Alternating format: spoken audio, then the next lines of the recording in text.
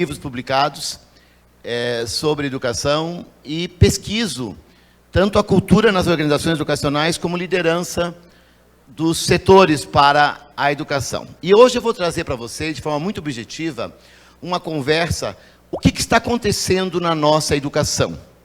Quais são os grandes problemas, por que a gente patina tanto, já estamos na terceira reforma do ensino médio, não sabemos se vai dar certo, se vai dar, se não vai dar, uma guerra ideológica dentro da escola, professores desmotivados, doentes, o IDEB cresce décimos, no ensino médio não cresce, muitas vezes decresce, saímos de uma pandemia, ninguém mais fala em pandemia na escola, a gente vive a pandemia, porque as crianças saíram da educação, estão saindo do ensino fundamental sem ler, crianças, jovens que passaram pelo ensino médio apenas um ano devido a entrar na universidade sem escrever, jovens que saem do ensino médio sem química, sem física, sem biologia e sem um projeto de vida, professores que não querem mais dar aula. Vivemos hoje uma sensação de quase um colapso. Quando você pergunta quem quer ser professor, quem quer ser professor é uma criança, um jovem que não tem nenhuma oportunidade. A oportunidade que ele tem é fazer um curso de pedagogia por R$ 49,90, sem uma educação básica forte, entra para a escola porque o vocacionado não quer mais ser professor. Aquela pessoa como eu, que na verdade nasce com um diferencial, que nasce com um dom para transformar a sociedade por meio da educação, esse está fugindo. Aquele que tem uma educação básica mais forte está fugindo. Não vê atrativo, não é só atrativo salarial, não vê perspectivas hoje numa sala de aula, numa escola pública ou privada. E eu quero discutir, por isso que eu trouxe aqui assim para vocês, um resumo dos dilemas da educação. Essa é a minha 23ª palestra neste ano. Eu estava no Nordeste, estava em Brasília, percorro o Brasil inteiro. A semana que vem estarei fazendo o Maranhão inteiro também, com muitos prefeitos, com muitas secretarias de educação, para a gente despertar no professor, não é a questão só motivação, é uma inspiração para resgatar no educador o porquê que ele vai todo dia para a escola. Porque nós estamos numa época que o professor diz assim, o que eu vou ensinar amanhã? E se o professor vai para a escola ainda pensando que vai ensinar amanhã, vai ser uma tortura. 200 dias viram 600. Porque enquanto os pais tinham 10, 12 filhos há 40, 50 anos e hoje não conseguem mais ter 2, é 1,2 a média, o professor continua com o mesmo número de alunos em sala de aula. E alunos que não querem aprender, a tal ponto que um presidente da República tem que fazer uma medida para proibir um celular. Isso é uma coisa inédita. E eu sou favorável, não sou contra. Porque nós não estávamos mais conseguindo prender a mínima atenção das crianças. Mas se um presidente da República precisa fazer uma medida para proibir algo para a escola, é porque é muito mais sério. Porque o professor não pode proibir mais. O diretor não tem mais autoridade para proibir. Nós entramos em guerra com a família. Então, eu divido aqui com vocês um pouquinho das minhas preocupações, das minhas angústias, e eu sempre começo a minha reflexão falando e refletindo por que eu sou educador. Esse ano eu estou lançando esse livro, Giz e Paixão, para tentar entregar para a educação um livro que eu nunca encontrei como professor. Uma das coisas que me inquieta nos meus 40 anos de educação, e eu desafio vocês a entrar numa livraria hoje à tarde ou amanhã, qualquer uma aqui em Curitiba, e vão ver quantas prateleiras vocês vão encontrar de livros de direito, de administração, de culinária, de viagens, e vão encontrar uma mísera prateleira de livros para a educação. E aí o professor foi apedrejado que não lê. Eu fui para a academia fazer meu doutorado para entender o porquê que o professor não lê. E hoje eu tenho uma conclusão, não lê porque não escrevemos para ele. A academia não escreve para o professor. Não temos uma linguagem, continuamos com Paulo Freire, com os livrinhos de Paulo Freire na livraria, o Paulo Freire, Vygotsky, Saviani, os mesmos educadores de 40, 50 anos atrás. E aí o professor não encontra algo para ele poder fazer na sala de aula, mas encontra inúmeras reflexões de como, do mundo, mas não sabe o que fazer com um aluno que dá um problema. Antigamente o professor dizia, vai para fora.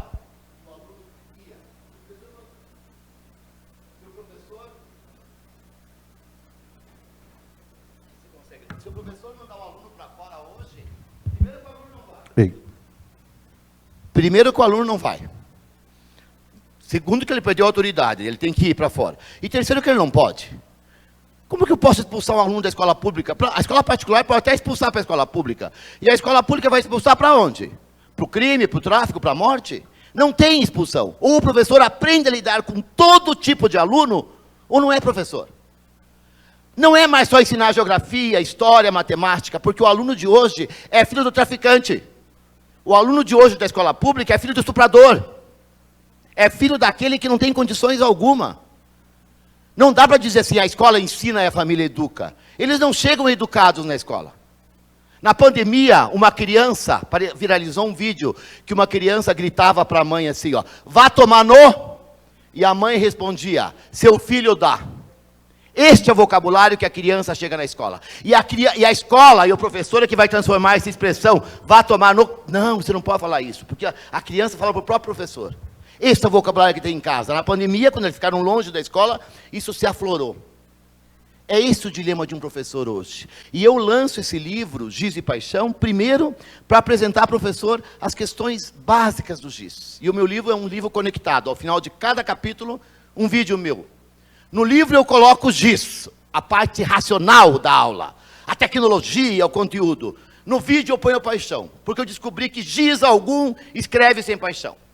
E se for paixão sem giz, é ingênua demais. A paixão é a emoção que o professor coloca quando todo dia que ele chega na escola. E essa paixão tem que ser acompanhado de tecnologia, de racionalidade, de conteúdo, de estrutura. Quando o giz e a paixão se encontram, a gente pode reinventar a arte de ensinar, que já foi esquecida há muito tempo. Porque eu sou filho de professora, então eu participei de tudo isso. E quando eu começava minhas palestras, há um tempo atrás, eu começava com essa frase, estamos em crise. E como era fácil falar em crise. Crise na infância, quem é casado de crise no casamento, e descobri uma coisa, que crise a gente resolve. Hoje eu não começo mais com estamos em crise, eu começo assim, estamos perdidos. A gente não sabe mais. Quem é pai e quem é mãe, duvido que saiba como educar um filho, quanto controlar, quanto flexibilizar. O professor não sabe se ele ensina tal conteúdo ou não ensina. Se ele usa tecnologia, não usa. Proibiu o celular, mas ele tem que colocar o celular em sala. Como que não vai utilizar o celular ao mesmo tempo que... Então, proíbe em alguns momentos, permite em outros momentos. Então, hoje nós estamos perdidos. E quem está na gestão escolar, e aí eu acho que eu divido com vocês, nós vivemos um momento no mundo, parece que o mundo saiu de eixo. Então a gente vê planejamento estratégico ineficaz, reações lentas às mudanças, uma insatisfação da sociedade, de parcela dos pais com os resultados da escola. Por exemplo, o nosso ensino médio tira 4 pontos alguma coisa. Nós somos reprovados. De cada 100 crianças que entram no ensino médio, pouco mais de 50 é que saem. E as que saem, saem com 4. Mantenedores, parceiros, pais, prefeitos, secretários de educação, desconfiados. É tudo negociando à base de medos. O prefeito tem medo do professor. A gente não fala mais as coisas. O secretário vai fazer uma fala, ele puxa saco. O professor puxa saco do pai. É uma puxação de saco. É um tal de faz de conta que a coisa está boa e não está. Mas ninguém tem coragem mais de enfrentar o problema real. Escolas tradicionais engessadas em modelo de governança que não se adaptam aos novos players. Quem acompanhou agora recentemente, há 15 dias em São Paulo, uma escola que cobra R$5.000, teve que expulsar 40 alunos. Porque os alunos estavam cometendo atos que a gente não pode nem citar aqui. Saiu na Globo News 1 hora de reportagem. Parcela significativa de professores estão infelizes. Não conseguem mais desenvolver o seu potencial. Há falta de significado no seu dia a dia. Quando os professores não queriam voltar da pandemia, eu entendi que tinha alguma coisa além do vírus. Não era só o vírus da Covid, era o vírus humano que eles estavam com medo. Medo de voltar. Medo da rotina. E aí, o que está sobrando? Aumento de problemas de saúde mental e desinteresse pelo modelo educacional entre alunos e professores, impactando esse rendimento da escola. E aí eu li um artigo esses dias com a inteligência artificial, adaptar-se ou morrer, porque no meio disso tudo, chegou a inteligência artificial. E ela veio sorrateira, porque ela veio quando terminou a pandemia. Ela estava guardada há 2 anos. A inteligência artificial, quando chegou, não era nem online. O ChatGPT era um armazenamento guardado durante a pandemia. Foi lançado estrategicamente quando nós voltamos às atividades. E aí, agora, nós estamos falando disso porque vai mudar tudo. uma das coisas é os cursos, os idiomas. Em pouco tempo, todo mundo vai ter um fonezinho de ouvido, vamos falar em alemão e ouvir em árabe, e a pessoa vai entender. A própria escrita, nós estamos refletindo se vai precisar ou não. Ela surgiu, hoje há uma transcrição automática. As crianças estão descobrindo como se escrever. Então, vivemos um momento, e a gente pergunta qual é o caminho, e os professores, às vezes, me abordam, por favor, qual é o caminho? Sabe o que eu respondo? Vem comigo caminhar, mas eu não sei. A gente vai tentar. O que eu sei, meus amigos, é que nós fomos formados e queremos continuar formando alunos com pensamento linear, cartesiano, e o pensamento ele é sistêmico. Não tem mais o inspetor da escola, o inspetor é tudo. Então a gente sai de uma gestão linear, o diretor que cuidava de cada atividade na escola, para uma gestão sistêmica, orgânica. E aí eu quero rapidamente, então, apresentar essas pesquisas que tenho feito. Publiquei um artigo no Correio Brasiliense, saiu no domingo, sobre os 10 grandes desafios da educação pública no Brasil. E com vocês eu fiz uma síntese, um recorte, sobre os dilemas que a gente vive. E o primeiro que eu apresento é que a escola está perdendo o controle sobre a formação humana. Com a inteligência artificial, perderá mais ainda. E eu quero lembrar o que o Byung-Chul Han fala sobre a sociedade cansou. Hoje, nós temos uma sociedade do desempenho. Vocês são cobrados o tempo todo, eu também sou, daqui a pouco eu vou postar uma foto aqui, eu vou observar quantas curtidas, nós cobramos o tempo todo. Eu costumo dizer, o Rodrigo Faro saiu da Record, por quê? Porque não teve Ibope. Hoje nós somos o número que nós entregamos, o tempo todo. Há uma pressão enorme pelo IDEB, agora tem o selo. Agora tem a cor. Além do número, tem de ser dourado, o prata, o bronze. Aí quando eu entrego um selo bronze, o professor se sente mal. Isso que tem muitos que nem receberam um selo algum. Há uma pressão enorme por resultados, há um excesso de positividade, nós temos que ser felizes todos os dias. Há 2 anos e meio eu perdi minha mãe. No 3º dia as pessoas, em vez de vir me dizer, ainda me dar uma palavra, dizem assim, mas você está triste, por que ainda está triste? Eu costumo dizer que a missa do 7º dia tem que ser missa do 3º dia. O que era luto de 1 ano, hoje ninguém mais tem paciência. E as pessoas se veem tristes e mandam para onde? Para o psicólogo, para o psiquiatra. Já tomou um remedinho? É um empurrando o problema, porque tem que ser feliz todos os dias. A tecnologia, a hiperconexão, não deixa ninguém mais ter descanso, nem férias.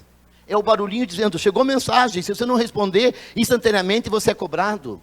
Saímos, na verdade, da pandemia, achávamos que o novo normal seria melhor que o velho. É pior, eu prefiro o velho. Porque nós achávamos que tínhamos conquistado a empatia, nós estamos perdendo a alteridade, a capacidade de olhar o ser humano como outro ser humano. Doenças neuronais... Surgindo uma nova subjetividade produzida por esse mundo digital. Primeiro, é uma subjetividade narcisista, ou seja, existir é ser visto. Se você não é visto, você não existe. Isso, então, ser visto é a primeira marca do narcisismo. Só que, como você depende para ser visto do olhar do outro, e você não tem o controle sobre o olhar do outro, você ininterruptamente, e como Freud dizia, o narcisismo é inseparável da depressão. Então, você tem uma subjetividade nova, que é narcisista, depressiva, e que depende desesperadamente do olhar alheio.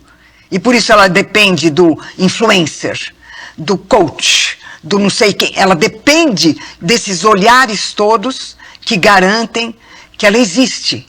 Ora, quando ela não tem esses olhares de garantia, externos de garantia para si própria, ela entra em depressão.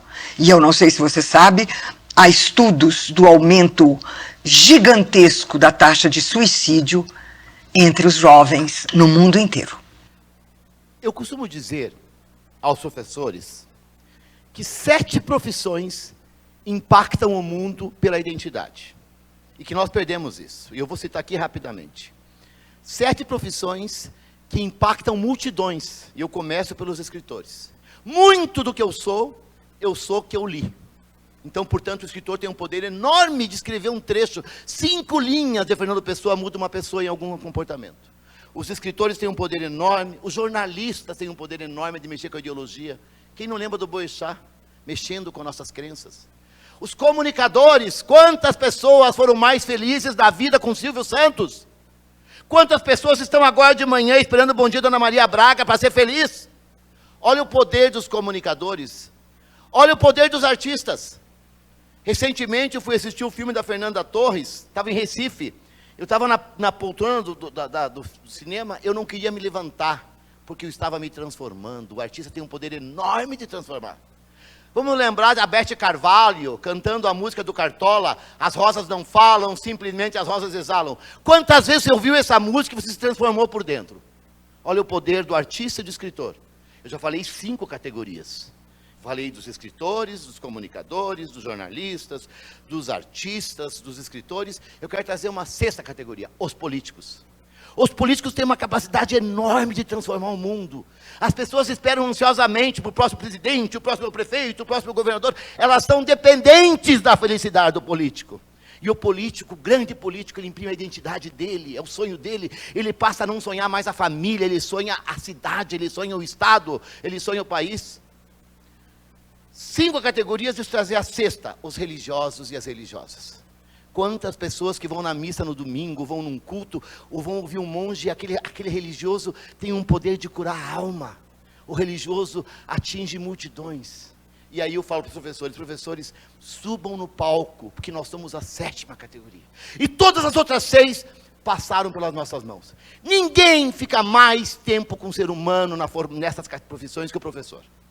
Nós ficamos dias e dias e dias. Enquanto o religioso faz 1 hora de culto, nós, na verdade, ficamos 40, 60 horas na semana. Então, meus amigos, tudo isso é lindo, mas essa categoria inteira não influencia mais. Não são os escritores que estão influenciando, nem mais os políticos, nem os professores, nem os artistas. Quem está influenciando é o influencer. E para ser influencer tem que ter corpo. Não basta o Gustavo Lima cantar bem, ele tem que ter músculo. Não basta a Anitta cantar bem, ela tem que ser com o corpo perfeito e haja cirurgia. Nem acho que canta bem também. Nem acho que canta bem. Mas, na verdade, é a realidade. Esse influencer, do que ele vive? Da monetização da própria vida. Eles acordam de manhã vendendo o café da manhã que eles tomam, o corpo, a roupa que eles usam, e depois ele chega um momento e diz assim, eu não sou feliz, e entro em depressão. Nem padre se escapa. Nem padre se escapa, meus amigos. Então nós temos hoje uma sociedade doente, 73 milhões de brasileiros não conseguem dormir mais, haja Zolpidem. Depressão é a 2ª causa global de incapacidade, e aí os jovens veem os pais e as mães, veem o professor, veem o padre, um ser, na verdade, com uma grande crise de identidade. Eles não veem a gente bem. Eles veem uma geração materialista, é o pai, na verdade, pensando em trocar o celular, comprar uma viagem da CVC, trocar a tela. Todo sonho nosso é materialista, é imediato, é a curto prazo. Aí você quer que o filho seja diferente. O filho olha para a família, não encontra essa referência, onde ele vai buscar? No influencer. Aí no influencer ele chega lá, na verdade, o rapaz vê um corpo perfeito, né, a moça vê um corpo magro, ele toma anabolizante e ela só come salada, e aí ele diz o seguinte, eu tenho que ter esse corpo, mas ele não consegue esse corpo. Aí ele tem uma saída, a droga, como o Leonardo Boff fala, a pseudotranscendência. O maior número de jovens envolvidos com drogas é agora. O maior número de jovens, na verdade, com depressão é agora. Está aqui, ó. Esta é a pressão. E aí, o jovem olha e tem uma saída. Está aqui a saída. Aqui eu finjo que o mundo é diferente. Aqui eu crio o mundo que eu quero. Aí, como a pseudotranscendência não te leva a maior... Porque eu sou católico, então a minha transcendência era a missa. Era o grupo de jovens. Eu ia no final de semana nos movimentos e eu saía mais forte para enfrentar o cotidiano, porque a imanência é dura. O jovem vai na droga, quando ele sai da droga, o que ele quer mais? Mais droga, porque ele não quer enfrentar o cotidiano. A droga não te deixa mais forte para o cotidiano. Só te deixa mais forte com a próxima droga. E tem que ser uma dose maior. Aí ele cai aonde? Ele cai num vazio existencial. E ele grita assim, ó, por favor, me acorde por dentro e me salve desse nada que me tornei. O que mais mata adolescente e jovem na América hoje é o suicídio. Foi o que a Chauí colocou para nós. Então, hoje, o Michel Mafsoli, que é um sociólogo, ele diz o seguinte, ó, acessamos não mais um outro mundo, acessamos um mundo outro. Olha que interessante. A gente entra no mundo do outro, e se o outro não for igual a gente não quer. Por isso a polarização mundial. Se o cara não pensa como eu, ele não presta. Não presta para ser meu amigo, para ser padrinho do meu filho. O mundo que diz respeito à minha dimensão lúdica, onírica, imaginária, como eu imagino minha existência, eu tenho que expor. Se eu não tiver Instagram, eu não sou digno de confiança mais. Eu tenho que expor no Instagram o que eu sou. Quando o jovem vai para esses caminhos, hoje ele encontrou um outro caminho. Pertencer a uma tribo. Isso. Não precisa, pode morar em qualquer lugar do mundo, as tribos vão até você porque a internet te leva. E aí eu vou ser gótico, hippie, patricinha, skinheads, clubbers, eu vou encontrar alguma forma, algum grupo que me inclua. Esses dias tinha uma reportagem de um jovem que usava uma calça com 8 metros de tecido. Você imagina o conforto, tudo dobrado. Daí a jornalista perguntou, mas não é desconfortável? Sabe o que o jovem falou? É massa. Porque ele não está preocupado com a quantidade de tecido. Massa eles pertencer a alguma categoria, aquela calça é a identidade dele. Quando ele põe aquela calça de 8 metros, quando ele põe aquele tênis, quando ele põe aquela roupa preta, quando ele faz aquela tatuagem diferente, ele pertence a um grupo. Ele não pertence mais à família, ele não pertence mais à igreja, ele não pertence mais à escola, mas ele pertence ao grupo, na verdade, dos geeks. Então, isso tudo está, na verdade, para o nosso filho, para a nossa filha, isso tudo vai para a escola, meus amigos. Isso deixou a educação complexa, e aí eu posso discutir um dos segundos dilemas. Chegou a inteligência artificial, e ela vai começar a competir com a inteligência humana. É o professor, na verdade, desesperado, porque não é só lidar com o celular. É como que eu ensino uma criança com a inteligência artificial. E eu digo para os professores, você que é professor, não tem o direito de dizer que não vai aprender. Porque se eu escolho uma profissão que vai preparar as pessoas para lidar com o mundo, como que eu posso dizer que eu me dou direito de não lidar? Então, hoje, nós vivemos um momento em que a tecnologia é personalizada, cada um sabe muito bem que o seu celular já está viciadinho. No Google, se você pensar em sapatos, já aparece 1000 sapatos logo depois. O algoritmo já sabe tudo sobre você, muito mais que teu marido, teu filho, tua esposa. Nós vivemos na inteligência artificial, no metaverso e na interoperabilidade de dispositivos. Está tudo integrado. Quando veio a Alexa, a Alexa não é mais nada hoje. Tudo estará integrado em pouco tempo com a inteligência artificial. E aí surge um dilema que vocês vão ouvir falar muito a partir de agora. A educação humanizada. E a educação humanizada é tão interessante que o patrono da educação, Paulo Freire, que é muito questionado, eu não vou entrar no questionamento, porque questionam o método, mas eu tenho que trazer o que o Paulo Freire trazia. O Paulo Freire tinha uma utopia de uma educação. Ele olhava para o mundo lá perfeito e queria que o professor olhasse para aquele mundo perfeito. Aí eu comecei a pensar esses dias, todos os grandes humanistas trabalham com o mundo perfeito. Um padre católico, um pastor evangélico, ele prega há 2000 anos a mesma coisa. O mundo perfeito é Jesus Cristo. O artista continua interpretando Shakespeare no palco. Vocês notarem que os humanistas não têm pressa? Quem tem pressa é a Microsoft, a Samsung, a Google, essas têm pressa. O professor, então, ele está num dilema porque ao mesmo tempo ele é pressionado para ter pressa, mas a alma dele não tem. E o Paulo Freire dizia, lá no passado, haverá grandes possibilidades das trágicas desistências do ser. É quando o ser humano se entrega para um outro ser. E esse outro ser pode ser a máquina. Quando eu era criança, a gente viu o ser humano ser dominado pelo planeta dos macacos. Quando me perguntam na inteligência artificial, se eu sou a favor, eu como Renato Casagrande, eu adoro, eu uso em tudo. Como educador, eu morro de medo, sabe por quê? Porque quem forma seres humanos sabe que nós não teremos empregos de cérebro para todos os seres humanos. Se a tecnologia do século passado tirou a mão de obra, a tecnologia de hoje tira o cérebro de obra. E eu não tenho. O maior supermercado dos Estados Unidos, Delivery, empregava milhares de pessoas que iam lá e pegavam leite condensado, amido de milho, sabão em pó, colocavam naquelas gôndolas, nas caixas iam para entregar. Hoje não tem nenhum empregado, porque o algoritmo faz tudo. Quando eu faço o pedido, aqueles robôs pegam aquelas mãos, aqueles ganchos, pegam o leite condensado, pegam amido de milho, pegam o sabão em pó, vem para uma esteira, põe uma caixa, e o único emprego humano que está ali é o entregador. que por enquanto é o carinha de moto, daqui a um pouco é um drone, é um carro automático. Aonde vão trabalhar essas pessoas? Aí os gurus vão dizer, não, mas vão surgir novos empregos. Saem 100 mil para surgir 500, 600. Nós vamos viver, se nós não soubermos fazer uma educação diferente, a bolsa miséria. As pessoas vão sair da escola para receber bolsa miséria porque não tem o que fazer. Aquele ócio criativo do Domênico de Masi era lindo. Todo mundo que leu o livro acreditou. Cadê o ócio criativo? Domênico de Masi foi embora e não viu. A desumanização é um acidente trágico a que nós estamos sujeitos no processo de buscar a nossa humanização crescente. Então, a inteligência artificial é um grande desafio, eu não vou poder entrar em detalhes aqui, mas se nós estivéssemos no ambiente educacional, e aí eu tenho que trazer que a formação acadêmica está em declínio. É bonito ver os livros assim, é bonito entrar numa biblioteca, mas na verdade nós lidamos com uma geração de distração permanente. Se foi proibido o celular é porque se distrai o tempo todo. O pai não consegue controlar o filho, porque o pai dá o celular, inclusive para ele poder se distrair. Então nós temos isso, meus amigos. 56% das crianças do segundo ano do ensino fundamental não estão alfabetizadas. E não conseguem se alfabetizar no terceiro e quarto, eles vão para frente.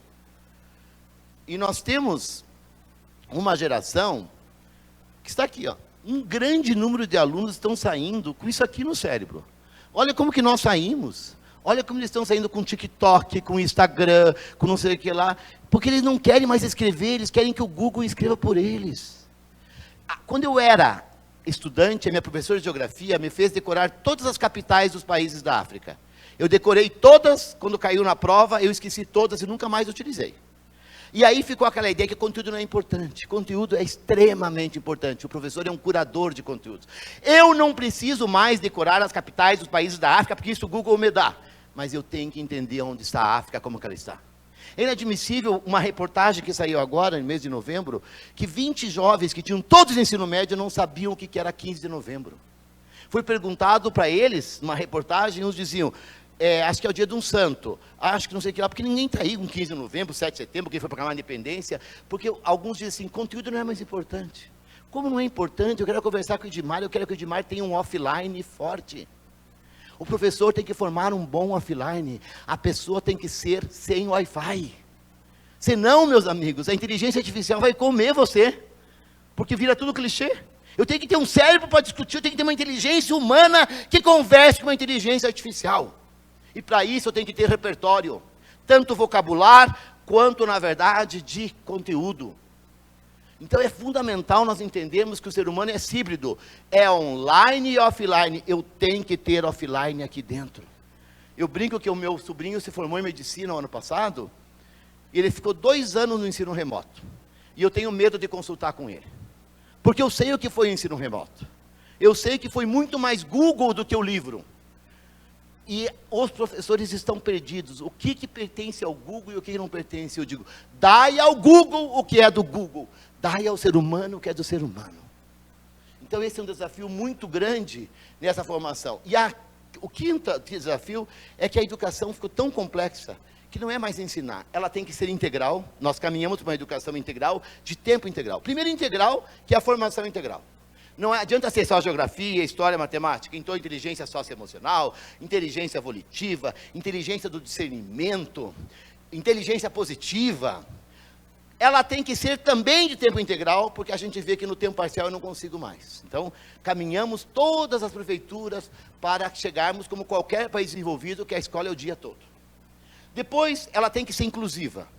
A Constituição nos trouxe a inclusão, nós estamos aprendendo agora a fazer a inclusão. É um desafio enorme. Incluir alunos com diferentes formas de aprendizagem, diferentes transtornos, muitos chegam com laudos na escola, o professor não sabe o que fazer. A educação é individualizada, porque na verdade ela é para cada aluno diferente. Foi-se a época que nós fazíamos uma educação, na verdade, em massa. Hoje, João é João, Pedro é Pedro. Ela é inteligente porque ela vai concorrer, na verdade, com a inteligência artificial. Ela tem que ser forte. Ela é inovadora porque ela tem um mundo que está em transformação e ela tem que ser humanizada. Nos Estados Unidos eles chamam de 5 Is mais 1 H. Então temos aí uma educação integral, inclusiva, individualizada, inteligente, inovadora e humanizada. E o sexto item, colapso da saúde mental dos professores. Os professores estão doentes. Eu costumo dizer assim, está aqui, ó, SOS, professor. E toma chá de camomila, e tem estetoscópio, e faz novena para dar certo, e faz aqui oração. Até o Zempic tem que tomar para ficar magrinho, para poder, na verdade, ter uma estética boa com os alunos lá. Ou seja, há uma pressão louca e o professor já não quer mais. E o 7º item, e eu considero fundamental, nós temos que voltar a reencantar a educação. Se nós não reencantarmos a educação, pode ter metodologia ativa, pode ter inteligência artificial, pode ter base nacional comum curricular, não vai adiantar. Se nós não resgatarmos o brilho do olhar dos professores de novo, nós não vamos conseguir. É o fim do professor como o conhecemos, é o novo professor. Se sente desvalorizado, e a Angela Merkel fala, professores não são pessoas comuns, e pessoas comuns não são professores. Por favor, não escolha ser professor até que você esteja preparado para isso. Então o professor tem que resgatar isso. Por que eu escolhi ser professor? Nós vamos brigar com influência, nós vamos brigar com todas essas novas mídias, mas nós temos que resgatar a humanização de cada criança. Nós temos hoje um aluno que só vive em função do seu propósito, o professor tem que resgatar o seu propósito. Ele tem que chegar na sala de aula, não é mais assim, ó, eu vou dar aula amanhã. Na verdade, eu vou lutar por uma causa. Parece uma utopia, mas o professor vive de utopia. É sonhos. Não dá mais para dizer o que eu vou dar amanhã. É por que eu vou para a aula amanhã. Quando eu vim fazer essa palestra, não é mais o que eu vou fazer. Por que eu vou dar uma palestra na MP? O que eu posso falar? Aí sim, como que eu vou fazer uma palestra para que chegue? E por último, o que eu vou fazer nessa palestra? Sempre se começa por quê? Pois a escola que me preparei, eu me formei em administração e matemática, na faculdade de matemática e de ciências naturais, eu aprendi, na verdade, lá de cima. Começava o que eu vou dar na aula. Depois, como que eu vou fazer alguma coisa para o aluno aprender. E por último, por que eu estou indo? É o oposto, isso vale para qualquer um, em qualquer área. Por que você está aqui hoje? Como que você vai se destacar na procuradoria? O que você vai fazer? Mudou a ordem. Nós vivemos num momento muito forte de empoderamento e bem-estar, porque o que está comandando é esse mal-estar. E eu costumo dizer que o gás que enche os balões dos professores é feito de sono. E o Portela diz, ninguém em sua consciência se investigará o magistério se não tiver sono. E há muito professor que perdeu isso. Há muito professor que, na verdade, deixou a alma em casa e está indo para o português. Quando eu comecei, muitas vezes eu pensei em largar. Muitas e muitas vezes eu não queria mais ser professor. E uma das vezes, eu fui buscar o conselho do professor mais velho do colégio, aqui em Curitiba, no colégio Loureiro Fernandes, lá no Juventude. Ele dizia o seguinte, então, eu quero largar o magistério, eu quero largar a escola pública, eu sou administrador, eu não gosto de ser professor, me diga assim, então eu faço. E o Arquelau não queria me responder. E eu insisti. Na terceira insistência, o Arquelau colocou a mão no meu ombro e falou, Renato, fuja dessa desgraça enquanto há tempo. E eu achei que ia ser um conselho maravilhoso, ele falou que era uma desgraça. Foi a primeira vez que eu olhei nos olhos do Arquelau a fundo e vi que a vida dele era sem graça. Eu perguntei, o que o Arquelau fez com a vida dele? Ele tinha 67 anos e falou, só faltam 3 para me aposentar. E eu perguntei, o que o Arquelau fez com a vida dele? Escolheu a profissão errada ou deixou de sonhar em algum momento? E o Arquelau me respondeu, só faltam 3 anos para me aposentar, aí você é feliz. Ele morreu com 72 anos. Ele fez a sua vida uma desgraça. Se nós não encontrarmos graça para os fazermos, nós vamos esperar o carnaval, a Páscoa, as férias, para ser feliz, não dá. É um novo momento. Eu olhei para dentro de mim, procurando essa desgraça, e eu não encontrava. Aí eu olhei para dentro de mim, bem a fundo, e encontrei a graça. A graça de estar entre essas 7 condições que você peguei a desgraça, tenta levar para o prazer inteiro esta recuperação da graça de ser professor. Para isso, nós temos que convencer, nós temos que fascinar, nós temos que ensinar. E Paulo foi dizer, mais que sonhar, tem que fascinar o seu próprio sonho. E eu digo para todos os gestores, todos os líderes, a minha tese de doutorado sobre liderança, a gestão principal hoje é dos sentimentos. Não é dos emoções. Tem emoção, eu fiz. Eu posso entrar sofrendo por dentro e fingir que eu preciso. E a forma como os professores funcionários se sentem numa escola será sempre, em última instância, a forma como os alunos e famílias se sentirão. Quando todo líder hoje tem o sentimento, conhecer por dentro, tocar na alma. O certo que o segredo era a alma do negócio, o certo a alma. Toca a alma. Toque na alma do aluno, não tem. É de alma da alma. Conheça todas as teorias, domine todas as técnicas, mas ao tocar uma alma humana, seja apenas uma outra alma. E no último recado, não aparece em educação, não é de Paulo Freire, nem de Rubingal, é do pai do iPhone. E Steve Jobs, pouco antes de morrer, quando descobriu que tinha câncer com 40 e poucos anos, ele tinha 3 meses de vida. Ele fez seu último discurso para uma turma de formatura. E ele disse o seguinte: às vezes, a vida te bate com um tijolo na cabeça. Não perca a fé. Estou convencido de que a única coisa que me fez continuar foi o que eu amava, o que eu fazia. E hoje ele diz para nós que o nosso trabalho irá tomar uma grande parte da nossa vida. Das 24 horas por dia, 8 horas eu não tenho, porque eu durmo. Eu não tenho controle. 8 horas hoje de manhã, agora na hora do almoço e à noite você vai quebrar em 1000 atividades. As horas mais compactas do nosso dia estarão no trabalho. De 7 dias na semana, 5 dias nos melhores anos da nossa vida. Se você não for feliz no trabalho, você fez da sua vida uma desgraça. E o Steve Jobs fala assim, ó, que o seu trabalho irá tomar uma grande parte da sua vida e o único meio de ficar satisfeito é fazer o que você acredita ser um grande trabalho. E o único meio de fazer um grande trabalho é amor. Eu amo o que faço e faço o que amo e não tenho outra saída. Eu vou repetir. Você ama o que faz e faz o que ama. Tem pessoas que fazem o que ama e não amam o que faz, tem pessoas que amam o que faz e não fazem o que ama. É muito triste você amar uma coisa e fazer outra. Eu digo para vocês aqui do alto dos meus 60 anos, felizmente, eu faço o que eu amo e eu amo o que faço.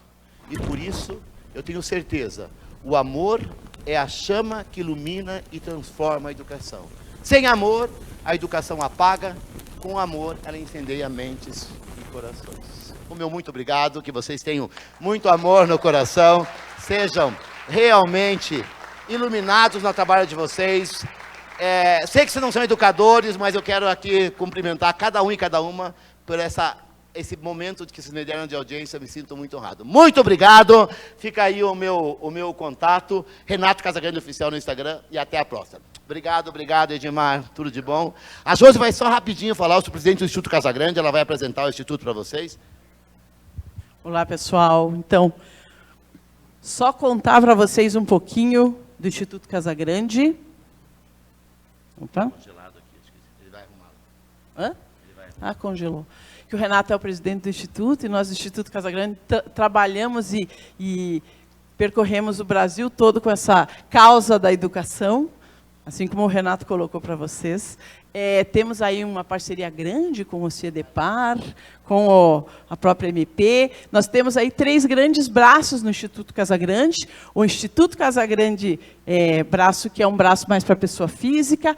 A Associação Amélia Casagrande, que é uma associação sem fins lucrativos e que nós temos feito vários projetos interessantes aí no Brasil todo. E a Casa Educativa, que é um braço para a pessoa jurídica, onde nós trabalhamos muito com as prefeituras e com os estados. No Instituto Casagrande, nós temos muitos cursos de pós-digital, temos eventos digitais, encontros digitais, todo mês nós temos um grande encontro para os profissionais da educação, gestores, professores, que sem custo, gratuito, né? Então é bem bacana. Temos a TV Casagrande Educação, com muitas matérias importantes, cursos digitais, temos um trabalho focado aí no Clube do Prof, onde a gente trabalha muito com essa questão emocional. Temos a loja do Prof. Na Casa Educativa, nós temos muitos programas de formação aí, que nós trabalhamos com muitos municípios, congressos e eventos educacionais. Nesse momento mesmo, hoje, estamos realizando, junto com a Rede Sagrado de Educação, um grande congresso para mais de 1.000 pessoas na Universidade Positivo, com gente do Brasil todo. Então, fazemos muitos congressos e eventos educacionais, trabalhamos muito com a educação especial e inclusiva, temos programas específicos para isso, ajudando o professor em sala de aula, que essa é hoje uma das grandes demandas e complicadas, porque todos os dias surgem coisas novas. Trabalhamos muito com assessorias às secretarias municipais de educação em todas as áreas, na área educacional, administrativa, financeira, legal e tudo isso. E, dentro dos nossos programas de formação, nós trabalhamos muito com esse olhar do pró, né, da melhoria, pró-líder, onde a gente trabalha muito do que o Renato falou, sobre a liderança dos gestores, a liderança desses profissionais da educação, que estão à frente de uma comunidade, que estão à frente de uma escola, e que isso tem uma relação muito forte com a comunidade.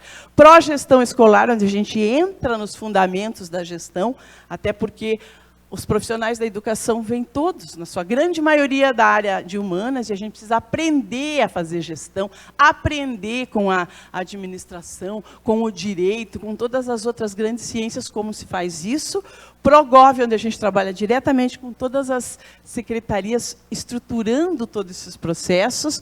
Prodocência, onde a gente trabalha muito com a formação dos professores da educação infantil ao ensino médio. Educação Inclusiva 360, que é um projeto exclusivo para mão na massa da educação integral e inclusiva hoje.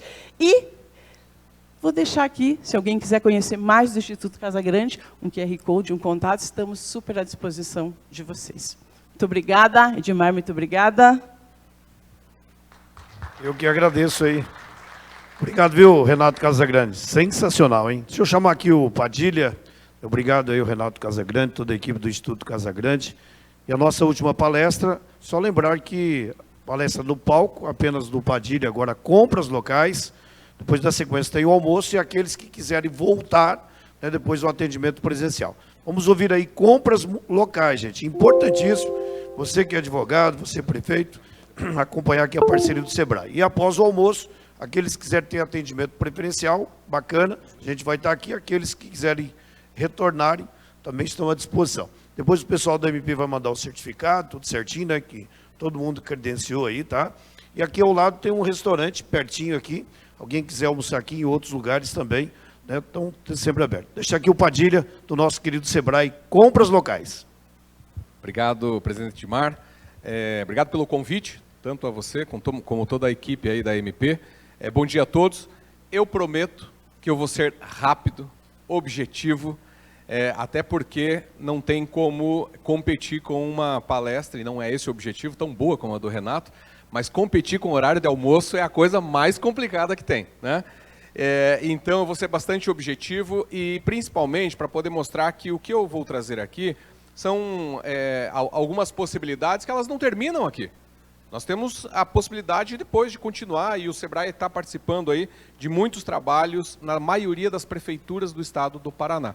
Bom, eu sou Marcelo Padilha, sou gerente da Unidade de Ambiente de Negócios no Sebrae, que é a unidade que é responsável por todas as parcerias que acontecem com governos, prefeituras, governo do estado, universidades, parques tecnológicos e assim por diante, né? Então, as parcerias institucionais que acontecem é justamente na unidade que eu estou responsável. E eu comecei a atuar nessa unidade em 1999, trabalhando com prefeituras. Meu primeiro trabalho, quando eu fui para o Sebrae, foi atuar com prefeituras. E aí, é claro, né, eu fui fisgado. Aquilo que o Renato fala, que você tem que amar o que faz, eu fui fisgado aí. E foi um aprendizado gigantesco desde o primeiro dia, como está sendo até agora, e traz inúmeros desafios e aprendizados que a gente tem. E a gente continua trazendo esses aprendizados de maneira para beneficiar as micro e pequenas empresas. Essa é a parte fundamental de todo o trabalho que o Sebrae faz. Nosso olhar é para as micro e pequenas empresas. E uma coisa eu garanto para cada um de vocês. Se as micro e pequenas empresas, elas não crescerem, elas não se fortalecerem, elas não se consolidarem, todos nós aqui, nós estamos ferrados. Essa que é a verdade. A base da economia no nosso país é das micro e pequenas empresas. Sem elas não tem a geração de emprego, não tem aumento de receita nas prefeituras, não tem, enfim, é a base. Então, o nosso papel e o que brilha os olhos é quanto mais a gente atender, quanto melhor a gente atender, quanto melhores as empresas estiverem, todos nós aqui vamos ganhar. 94% dessas micro e pequenas empresas é que formam a base da nossa economia no Paraná, né? E tem, no nosso estado aqui, quase 800 mil microempreendedores individuais, 620 mil produtores rurais, 1 milhão e 700 mil empresas, o nosso olhar é para elas. E com esse foco da nossa atuação com prefeituras, a gente tem uma distribuição aí em 24 territórios do estado do Paraná, tem 56 escritórios de compras, 415 agentes de crédito, e nós tivemos resultados muito expressivos até agora, a grande maioria deles com prefeituras municipais. Então, desde aí de Programa Cidade Empreendedora em 224 municípios, 362 municípios que já têm sala do empreendedor, empresas que foram atendidas nas salas do empreendedor com prefeituras envolvidas aqui, 220 mil empresas no último ano, 262 municípios com programa de educação empreendedora. Conseguimos atender no ano passado mais de 1.230.000 estudantes, isso é muito expressivo, é o estado que mais atende no Brasil, são quase 20 mil professores. Nós temos 337 municípios com acesso ao crédito. Aí a gente só analisa aqueles que têm, de fato, contrato com empresas. As empresas que conseguiram captar o recurso e todos eles têm a parceria de prefeituras municipais.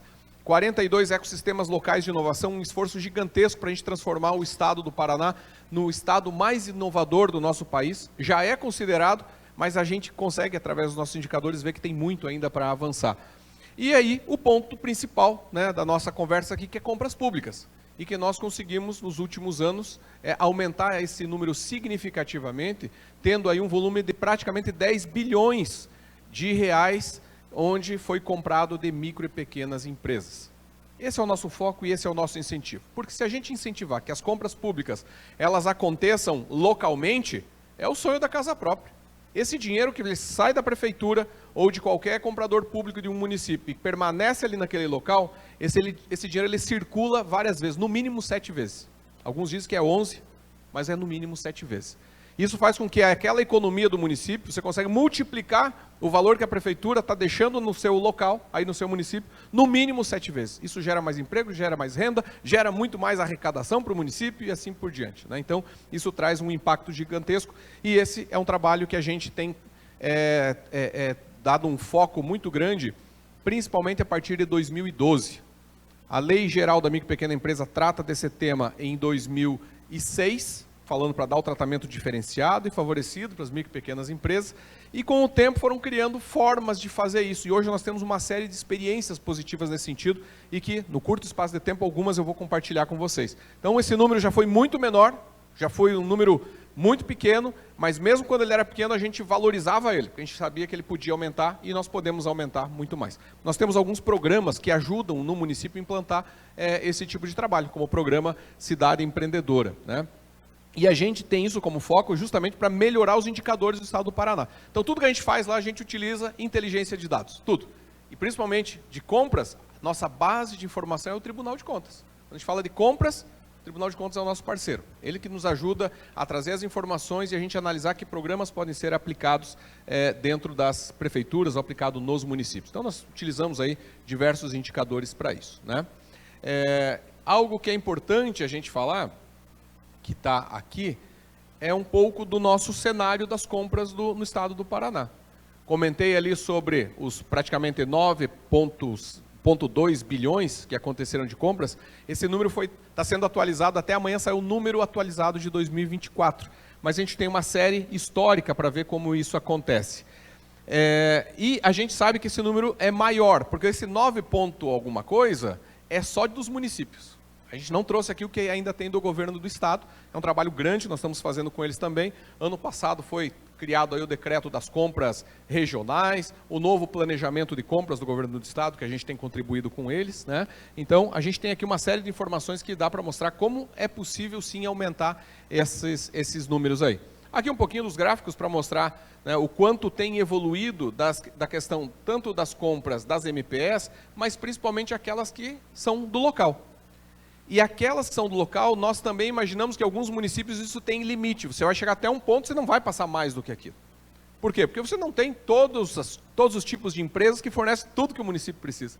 Então a gente também analisa a quantidade de empresas que existem no município, com todos os tipos de quinais, frente às compras que as prefeituras fazem. Então a gente consegue saber ali qual que é o limite que se tem para isso. E nós queremos chegar sempre mais perto desse limite. Mas a gente sabe que dá para ampliar de uma maneira significativa as compras das MPS. Se ela não é local, vamos comprar regional, vamos comprar do município do lado, vamos comprar do nosso território ali. Se não for possível, vamos comprar do estado do Paraná. Né? Poxa, mas vamos comprar do estado do Paraná? Isso! Porque aqui nós temos um modelo de tributação, a gente tem uma forma aqui que vai fazer com que os benefícios permaneçam aqui. Então a gente vai conseguir incentivar muito mais, né, esse nosso crescimento. Nós temos feito um trabalho desde o primeiro momento que a gente falou de compras públicas junto com o Tribunal de Contas. Então a gente acaba desenvolvendo muitos materiais e a gente tem vários seminários, palestras, oportunidades que a gente acaba mostrando daquilo que a gente produz junto com o Tribunal de Contas. E muitos desse trabalho a gente faz junto com a MP. No momento de levar para os municípios, a gente faz a parceria, faz a mobilização e apresenta para todo mundo. E aqui traz alguns desafios, né? Como é que eu priorizo, então, as MPS localmente? O que dá para fazer? O que não dá? Agora há pouco eu estava falando aqui com o Osli, que ele era o procurador-geral lá de Foz do Iguaçu. Tive a oportunidade com ele de nós criarmos lá vários programas que foram programas referenciais no nosso país. E um deles eu vi agora na última semana que o governo federal está transformando num programa federal que vai movimentar mais de 20 bilhões de reais para micro e pequena empresa. Para o MEI, especificamente. Nasceu em Foz do Iguaçu. O Tribunal de Contas fez uma matéria, analisou sobre isso também, e claro, tem orientações e tudo mais, mas de uma coisa não consegue fugir. Quando a gente fala da distribuição do recurso para os pequenos, em vez de, muitas vezes, de uma empresa, você distribuir para 100 empresas, para 50 empresas local, não tem quem vá questionar. Não tem quem vai falar que o município muitas vezes deu um jeitinho e tudo mais. Né? Você consegue sim ter várias possibilidades hoje de mudar isso. O processo de credenciamento, que era algo que não existia, né, até muito tempo atrás, pouco tempo atrás, o doutor Tiago comentou aqui, mostrou que está ali nas modalidades, é o primeiro deles. Por mais que estivesse na lei, quando o município começa a fazer isso, fica um pouco de receio. Por quê? Porque não tem histórico do que foi feito, do como foi feito, e isso gera um certo receio. Então, muitos lugares acabaram fazendo e estão fazendo, isso está expandindo, porque é uma maneira de fazer com que o recurso local possa ficar no local. O Edmar já até comentou antes, um exemplo desses é o que foi feito de compras de material escolar. Né? O município antes fazia uma licitação, comprava de uma empresa, e aí não são palavras minhas, palavra do diretor de compras daquele município, que dizia o seguinte: quando chegava o material da empresa licitada, ele olhava para aquele material e quando entregavam para as crianças, são palavras dele, parecia que vinha com um carimbinho para o estudante, um carimbinho de pobre. Esse material é para pobre. O material é pobre. O material é ruim. O material ele vai se perder logo e assim por diante. E eles criaram um programa que, em vez de fazer uma licitação dessa maneira, foram credenciadas as papelarias do município.